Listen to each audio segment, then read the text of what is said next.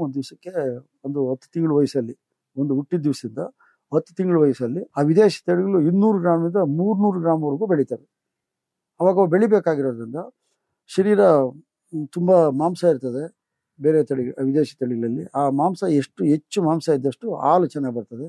ಹಾಲು ಚೆನ್ನಾಗಿ ಬಂದವಾಗ ಮರಿಗಳನ್ನು ದಷ್ಟಪುಷ್ಟವಾಗಿ 3 ತಿಂಗಳಿಗೆಲ್ಲ 30 kg 25 kg 20 kg ಹಿಂಗೆಲ್ಲ ಬಂದ್ಬಿಡ್ತವೆ. ಮೇವಿದೆ ಅಂತಂದರೆ 40 ಡಿಗ್ರಿ ಆಗಲಿ ಮೇವಿದ್ದರೆ ಮೇಯ್ತವೆ. 87ರಲ್ಲಿ ಅಮೇರಿಕಾದಿಂದ ತಂದರು, ಟೆಕ್ಸಾಸಿಂದ ಈ ರ್ಯಾಂಬುಲೆಟ್ ಅಂತ ಈ ತಳಿ ನಮ್ಮ ಹತ್ರ ಆವತ್ತಿಂದ ನಾವು ಹಂಗೆ ಉಳಿಸ್ಕೊಂಡು ಬಂದು. ಅದು 87 ತರಿಸ್ಕೊಂಡ್ರು 95ವರೆಗೂ ತರಿಸ್ತಾಯಿದ್ರು. ಪದೇ ಹೆಣ್ಣು ಗಂಡು ಕುರಿಗಳು ತಂದಿಲ್ಲಿ ಅಭಿವೃದ್ಧಿ ಮಾಡಿ 19 ರಾಜ್ಯಗಳಿಗೂ ಈ ಕುರಿಗಳನ್ನ ಡೆವಲಪ್ ಮಾಡಿ ಕೊಡ್ತಾಯಿದ್ರು. ಸೆಂಟ್ರಲ್ ಶೀಪ್ ಬ್ರೀಡಿಂಗ್ ಫಾರಮ್ ಅನ್ನೋ ಕಡೆಯಿಂದ ಕೊಡ್ತಾಯಿದ್ರು. ಇಲ್ಲಿನ ಜನ, ಇಲ್ಲಿ ಲೋಕಲ್ ಜನ ಎಲ್ಲನೂ ಮಿಶ್ರ ತಳಿಗಿಂತ ಪ್ಯೂರ್ ಮಾಡಿದರೆ ನಾವು ಮಿಶ್ರ ತಳಿ ಮಾಡ್ಕೋಬೋದಲ್ಲ ಅಂತೇಳಿ ನಾವು ಬ್ರೀಡರ್ ಆಗಿ ಅಂದರೆ ಪ್ಯೂರ್ ನಾವು ಮೇಂಟೈನ್ ಮಾಡಿದ್ವಿ.